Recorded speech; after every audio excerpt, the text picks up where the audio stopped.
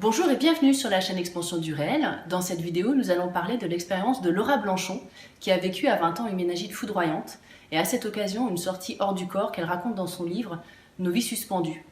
Alors Laura, justement, donc, tu as vécu une méningite qui la plupart du temps est fatale aux gens qui la vivent. Est-ce que tu peux nous raconter le fil des événements, des premiers symptômes jusqu'à ce que tu tombes dans le coma à l'hôpital? Alors ça a commencé par des symptômes plutôt d'angine et de gastro. Je pensais avoir d'abord une gastro, ensuite une angine. Jusqu'à un mercredi 13 février, dans la nuit, je me suis couchée vraiment patraque. J'avais mal dans un bras, j'avais un bras qui était un petit peu engourdi. Et puis je me sentais vraiment pas bien, je sentais qu'il y avait quelque chose qui n'allait pas. Et dans la nuit, je me suis réveillée à 1h du matin, avec la nuque complètement raide, je ne pouvais plus du tout tourner la tête. J'avais 38,5 de fièvre, j'avais mal partout, au final comme une grippe. J'avais vraiment les symptômes d'une grippe, courbature, sauf que la raideur de ma nuque a fait penser à ma mère à une méningite. Et elle m'a dit qu'il serait peut-être bien d'appeler le SAMU.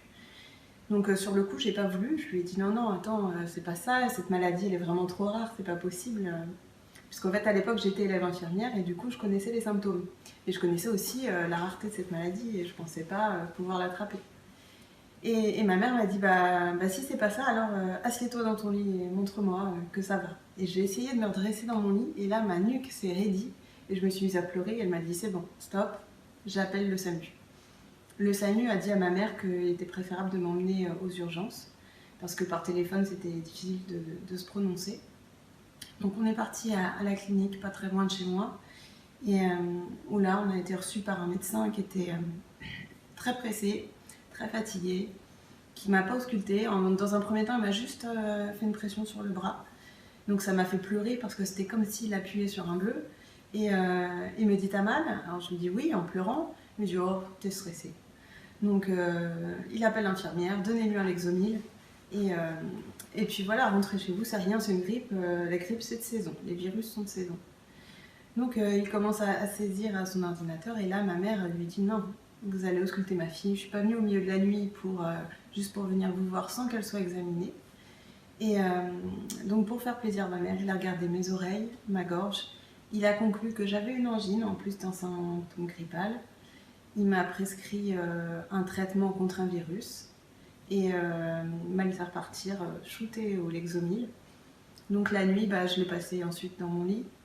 Et le lendemain matin, lorsque je me suis réveillée, j'étais encore plus mal parce que là vraiment j'avais du mal à me mouvoir, j'avais du mal à bouger, la fièvre était encore là, je me sentais vraiment pas bien. Et ma mère est venue plus tôt du travail ce matin-là, elle est rentrée à 11h. Et elle m'a trouvée inerte, vraiment pendant de son lit. J'étais allongée sur son lit, j'avais la tête et le bras qui pendaient. J'arrivais pas à me relever de moi-même. Et donc ma mère m'a dit, bon allez, bouge-toi, c'est une grippe. Je sais que ça fait mal, mais il faut quand même que tu ailles te laver. Donc elle m'a aidée à me déshabiller. Et lorsque j'étais nue, on a vu sur mon corps une tache, comme un pinson un petit peu. Donc en fait, c'était une tache de purpura. Qu'est-ce que c'est le purpura? Alors le purpura, c'est un signe de l'aggravation de la méningite. C'est lorsque vos vaisseaux sanguins éclatent. Et ça fait des petites hémorragies. Et ensuite, ces petites taches de purpura se regroupent et forment des grosses masses noirâtres. À long terme, après, on risque l'amputation à cause de ça. Donc c'est très grave.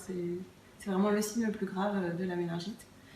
Sauf que sur le coup, on n'a pas percuté que c'était en lien avec ça. Ma mère a pensé tout de suite à une allergie aux médicaments que j'avais pris le matin. Donc elle m'a emmenée tout de suite chez mon médecin traitant en catastrophe, pensant que je faisais une allergie médicamenteuse. Et arrivée chez le médecin traitant, là j'ai eu la diarrhée, j'ai vomi. Vraiment, je voyais plus, je percevais plus les couleurs de la même façon. C'était plus vif, c'était flou. Et j'avais du mal à marcher et j'arrivais plus à parler. Ma mâchoire était vraiment comme paralysée. J'avais la langue qui était en plomb. Donc le médecin me demande qu'est-ce qui t'arrive. Et là, impossible de parler. Du coup, ma mère lui explique la nuit qu'on a passée aux urgences, le passage qu'on a eu aux urgences. Et là, le médecin, elle regarde mon corps et elle percute tout de suite que c'est la méningite. Donc elle nous dit rien, elle part en courant chez elle, qui était juste à côté, parce que par hasard, elle avait l'antibiotique qui s'appelle la rocéphine, qui m'a sauvé la vie. Elle l'avait sur elle. Donc elle est revenue, elle m'a injecté la Rocéfine et après elle a pris le téléphone et elle a appelé SAMU. Et elle a dit « Jeune fille de 20 ans présente syndrome méningé avec purpura fulminant ». Et là j'ai vraiment compris que ma mère avait raison et que j'allais mourir. J'ai regardé ma mère et je lui ai dit « Je vais mourir ». Et ma mère me dit « Mais ça va pas, tu vas pas mourir ». Et on regarde le médecin et le médecin ne répond pas. De là, ma tension a chuté jusqu'à, j'ai entendu, on va dire qu'elle a 6. Donc j'avais vraiment une tension très basse. J'avais la sensation de m'endormir et de revenir. J'étais très mal. Les pompiers sont arrivés assez vite. Ils prenaient ma tension, ils m'ont couvert, ils m'ont emmené dans le SAMU. Ensuite, le SAMU m'a transportée à l'hôpital le plus proche de chez moi. Et arrivé là-bas, ils ont dit à mes parents qu'ils n'avaient pas les machines pour me maintenir en vie en fait. J'avais vraiment, mon état était très critique, ça s'était vraiment dégradé. Et du coup, ils m'ont envoyé, ils ont proposé un transfert sur Cochin. Alors lorsque je suis arrivée à l'hôpital près de chez moi, et j'ai eu un moment où j'ai été réveillée, j'ai été consciente, où ils m'ont dit « Est-ce que tu sais ce qui t'arrive ?» Alors j'ai dit « Oui, j'ai une méningite. » Bon alors, on t'explique, on va te faire une ponction lombaire. D'accord, donc ils m'ont fait la ponction. Et après, ils ont essayé de me poser un cathéter, je pense. Et ils n'ont pas réussi. Et c'était une douleur, vraiment, ça a été très douloureux. Et ils m'ont dit, bon, bah écoute, on n'y arrive pas, on va te la passer dans la sous-clavière. Donc je savais que c'était ici. Et là, je voyais encore la douleur arriver. Et je leur ai dit, stop, arrêtez de me faire mal, endormez-moi, j'en peux plus. Et ils m'ont dit, d'accord, tu sais ce que tu veux. Donc à partir de là, ils m'ont mis dans un coma artificiel. Et ils m'ont envoyé vers l'hôpital de Cochin, sauf que sur la route, j'ai fait un arrêt cardiaque, donc ils ont dû s'arrêter pour réanimer. Et c'est qu'une fois que vous êtes reparti que le transfert se poursuit. Et donc je suis arrivée à Cochin cliniquement morte. Ils ont annoncé à mes parents qu'ils allaient me maintenir branchée 3 jours, puisqu'en fait, comme j'avais 20 ans, ils avaient espoir que mon corps redémarre, grâce aux machines et tout ça. Ils ont dit, on va lui laisser cette chance, on va la laisser maintenue branchée pendant 3 jours. Et dans 3 jours, on prendra une décision, celle que vous voudrez.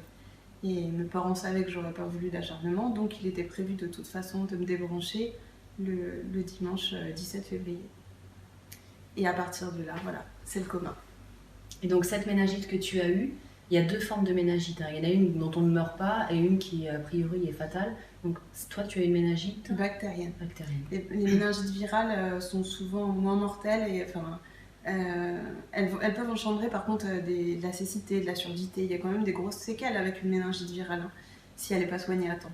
Mais les méningites bactériennes vont tuer plus de personnes. C'est vraiment fulgurant, c'est une méningite fulgurante. En 12 heures de temps, il vous faut le traitement. Si vous ne l'avez pas, vous en mourrez. Et ce sont les mêmes symptômes qu'une méningite virale? C'est la raideur de la nuque, la photophobie, ne pas supporter la lumière. Et du coup, en général, les enfants, puisque ça touche en général les enfants plus que les adultes, vont se mettre un petit peu en chien de fusil et vont pas supporter la lumière. Alors ce symptôme-là, moi, je l'avais pas. C'est peut-être pour ça que le premier médecin est passé à côté et a dit que c'était pas une méningite, puisqu'au final, je n'avais pas la photophobie. C'est très dur à déceler la méningite parce qu'on n'est pas obligé d'avoir tous les symptômes. Il y a des enfants qui vont faire une méningite sans raideur de nuque. Il y en a d'autres qui en font sans photophobie. Voilà, c'est très dur. Il n'y a que la ponction lombaire qui peut vraiment dire si vous faites une méningite ou pas. D'accord. Et donc une fois dans le coma, tu as vécu une expérience extraordinaire au sens propre du terme. Est-ce que tu peux nous expliquer ce que tu as vécu? En fait, je me suis vue au-dessus de mon corps. Donc j'ai pu vraiment situer... j'étais dans un lit médicalisé. Il y avait des machines à ma gauche. Il y avait mon petit frère à mes pieds. Mon frère, lui, il était un peu flouté, il n'était pas net. Je savais qu'il était là, mais je ne le voyais pas nettement. Et à ma droite, il y avait mon père que je voyais très bien comme toi. On était vraiment proches. Il me tenait la main et j'avais l'impression de lui parler. Mais bien sûr, j'étais intubée, c'était pas possible. Mais j'ai eu cette impression de lui dire « Laisse-moi partir, je souffre trop, je veux mourir ». Et mon père me dit à l'oreille « Si tu souffres trop, je préfère que tu meurs plutôt que tu souffres. Donc, pars, s'il le faut, pars. » Et après, du coup, j'ai l'impression qu'il me donne son accord pour partir. Et j'ai l'impression de remonter vers le plafond et de partir dans une lumière vraiment qui m'entoure et c'est chaleureux, c'est apaisant. ça rassure, c'est vraiment un sentiment de bien-être total. Cette lumière, c'est un petit peu comme dans les films quand on voit, et quand on est dedans, c'est T'avais déjà vécu ça avant ou pas? Non, jamais. Non, non. Et de là, je flottais, j'avais vraiment cette impression de flotter dans une lumière. Alors je savais qu'il y avait d'autres personnes, mais c'était pas physiquement comme vous et moi, quoi. Je sentais la présence d'autre chose. Et, et puis à un moment, j'ai l'impression de me réveiller. Donc je me réveille d'un coup et je suis dans un lit. Et là, je vois mon arrière-grand-mère qui est morte 3 mois avant que moi je tombe dans le coma. Et qui me dit, écoute Laura, t'es juste là pour te reposer. Moi je t'accompagne, mais tu vas repartir. Moi, à ce moment-là, j'avais pas envie de revenir dans mon corps. J'ai tellement souffert. La méningite m'a vraiment fait souffrir physiquement. Ça a été très dur. Et du coup, j'avais déjà abandonné. Je voulais plus revenir. Et elle me dit, écoute, de toute façon, tu repartiras, donc repose-toi. Et donc, j'ai encore une fois la sensation de m'endormir là dans son lit. Et quand je me réveille, je suis chez une personne âgée, un petit papy que j'avais jamais vu. Donc il était pas grand, il avait un peu de bidon et une salopette bleue. J'arrive encore vraiment à me souvenir des détails. Et il avait 2 chiens. Et chez lui, c'était vraiment très rustique avec des meubles en bois à l'ancienne. Et il me dit bon, t'es ici pour te reposer, viens par là, viens à la fenêtre, respire l'air de la campagne, ça va te faire du bien. Et donc j'ai l'impression de marcher à côté de lui. Il y a ces chiens qui sont avec nous et on regarde à la fenêtre.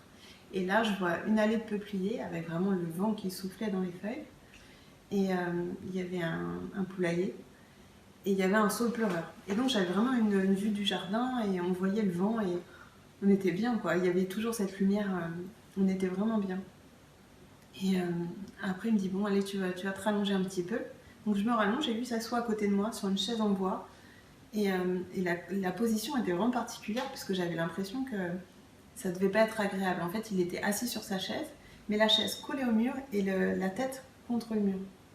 C'était un détail qui, sur le coup, avait pas d'importance, mais quand j'ai raconté tous ces détails-là à mon mari et à ma belle-sœur, après le coma, quand j'ai essayé de trouver l'explication à mes rêves, de savoir qui était du coup cette personne qui m'avait accueillie chez elle, que je connaissais pas, tous les détails correspondaient au grand-père de mon mari qui est décédé en 2005, que j'ai pas connu, je n'avais jamais vu ni en photo, je n'avais jamais été chez lui non plus.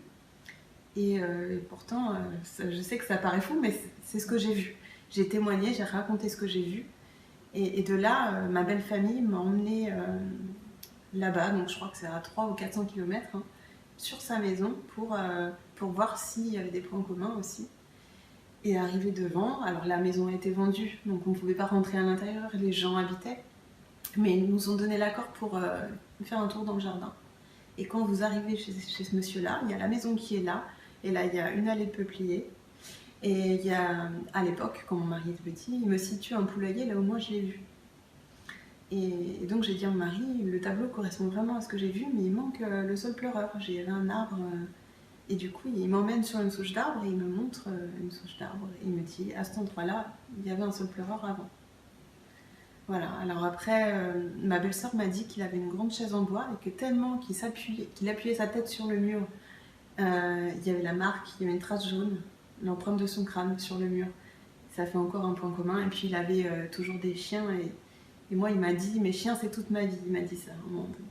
Et ma belle-sœur m'a répondu, mais ces chiens, c'était vraiment toute sa vie, ils étaient vraiment très importants pour lui. Du coup c'est chouette. Donc quand tu es sortie du coma, tu avais ces souvenirs... Pour moi, c'était des rêves. D'accord, pour toi, c'était des rêves. Je pensais pas que ça s'était vraiment passé.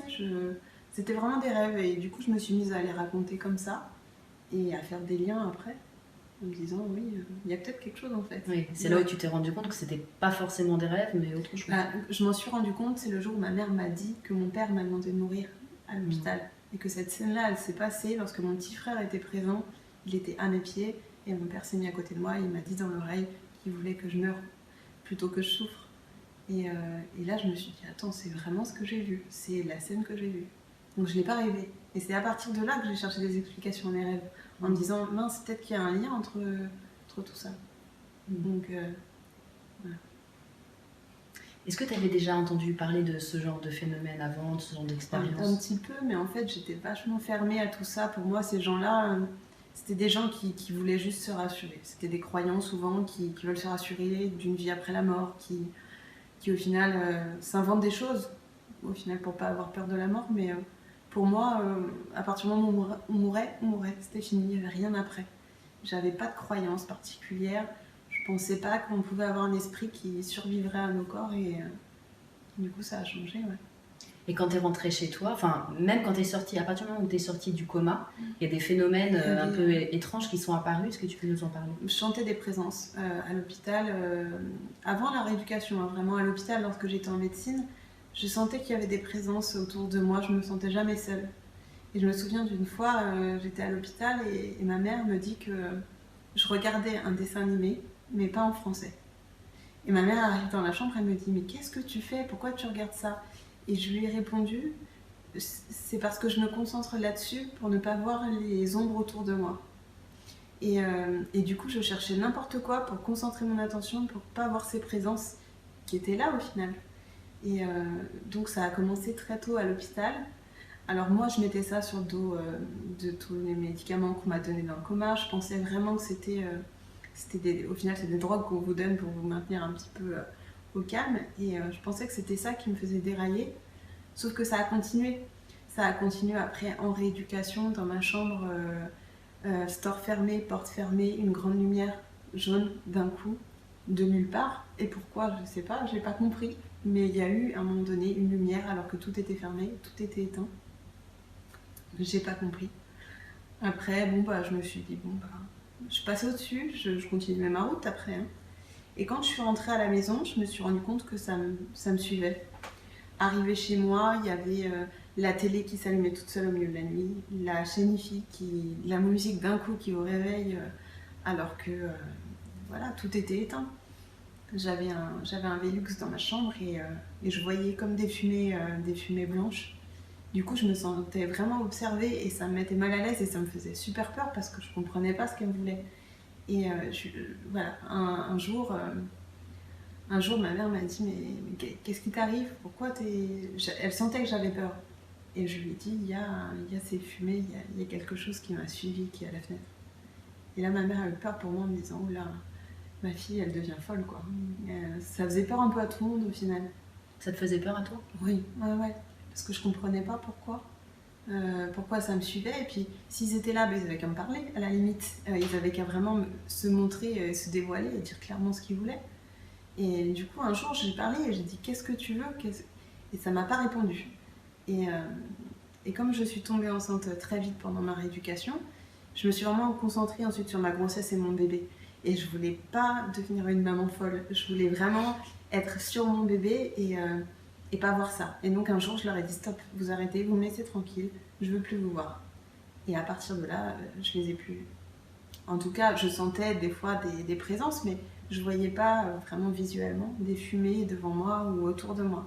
Donc ils m'ont laissé tranquille en tout cas pendant tout ce temps et j'ai pu vraiment profiter de ma grossesse, avoir mes enfants. Mais aujourd'hui, tu as encore des phénomènes? Et ouais, il y a encore de temps en temps la chaîne IFI qui va s'allumer toute seule, où je fais bugger un peu tout ce qui est ordinateur, télé, les téléphones. Il suffit que je les touche ou que je sois à côté et il y a toujours un problème. Alors bon, je sais pas ce que j'aime, mais il y a quelque chose avec ça. Et oui, ça continue aussi les présences, mais je sens que c'est bienveillant en fait. Là, ça va plus être quand je me couche. Je sens un courant d'air froid sur mon visage. Alors, je demande à mon mari, les fenêtres sont fermées, tout est fermé, oui, c'est bon. Bon, et ben, je sens qu'il y a quelque chose. Et du coup, j'ai rencontré une amie, Lélia, à qui j'ai demandé qu'est-ce que ça pouvait être, cette présence que je sentais. Et elle pense que c'est l'esprit d'une vieille dame qui est là, qui va me demander quelque chose à un moment donné, que moi j'ai ce don de médiumnité et qui va se dévoiler à un moment donné, et que lorsque je serai prête à l'entendre, j'aurai le message de cette dame qui, de temps en temps, a priori, me caresse la joue. Ça serait elle que je ressentirais. Mais je sens qu'il n'y a rien de mauvais, je sens que c'est bienveillant. Donc maintenant, ce qui a changé, c'est que j'en ai vraiment plus peur. Je vis avec, en me disant que si ça vient, ça vient. Je fais rien non plus je fais rien de particulier pour que ce don il me vienne, mais je suis à l'écoute en tout cas. je suis à l'écoute et j'espère que ça viendra maintenant. C'est des perceptions que tu n'avais pas du tout avant. Non, mais je pense que c'était de ma faute parce que vu que je m'étais dit que ça n'existait pas avant et après quand j'ai vu des choses, je me suis complètement fermée à ça. Je pense que si on se ferme à ça, du coup, bah, ça vient pas vers vous. Alors que là, maintenant que je suis un peu plus à l'écoute, à me dire peut-être que oui, il y a quelque chose et peut-être que ça m'a ouvert une porte, ce que j'ai vécu, être dans le coma et tout. Je suis peut-être passée entre deux et que j'ai peut-être un don, ouais, j'aimerais bien avoir ce don. Du coup, j'attends. Et alors, qu'est-ce que cette expérience a changé dans ta vie? D'abord, ça a changé avec mon mari notre perception de la vie sur l'ordre des priorités en se disant qu'on voulait des enfants. On avait 20 ans, hein, on ne comptait pas du tout en avoir. C'était pas prévu. Et là, du coup, ça a vraiment bouleversé les choses en se disant bon, bah voilà, on va avoir des enfants, on va fonder notre famille à nous. Parce qu'au final, profiter de la vie, c'est ça, c'est monter ta famille, avoir ta famille et passer des bons moments ensemble. Ça a changé nos priorités. À l'époque, lui, il n'avait pas de boulot. Moi, j'étais encore. Du coup, j'étais au milieu de mes études infirmières. Donc, ni lui ni moi n'avions de travail. Donc, pour les personnes normales, ça aurait été fou de faire un enfant. On a fait un enfant. Et j'ai trouvé un boulot. Il a trouvé un boulot et on s'en est très bien sortis au final. On a pris des choix à ce moment-là dans notre vie. Et ça a été un tournant. Et aujourd'hui, je pense qu'on a fait les bons choix. Ouais. Et les réactions de ton entourage, est-ce que tu as pu en parler facilement ou pas? Comment ça s'est passé? De ce que je percevais. Oui, de tout ce phénomène que tu as eu. Non, j'en parlais pas. J'en parlais pas trop parce que ça faisait peur à mes parents et à mon mari aussi. Du coup, j'ai gardé ça pour moi. Là, maintenant que je commence à me rendre compte que je suis pas la seule, il y a beaucoup de gens qui en parlent et ça aide du coup à parler. On se sent moins folle, on se dit qu'au final, non, une personne tout à fait normale peut ressentir des choses comme ça. Et, du coup, ça m'aide à en parler plus facilement qu'avant. Ouais. Et quelle est du coup aujourd'hui ta vision de la mort? Aujourd'hui, j'ai pas peur de mourir. C'est vrai que c'est une autre vie en fait. Je pense qu'il faut profiter. Il faut profiter de celle-là. Il y a plein de bonnes choses à prendre et voilà, il faut vraiment profiter à fond de chaque moment.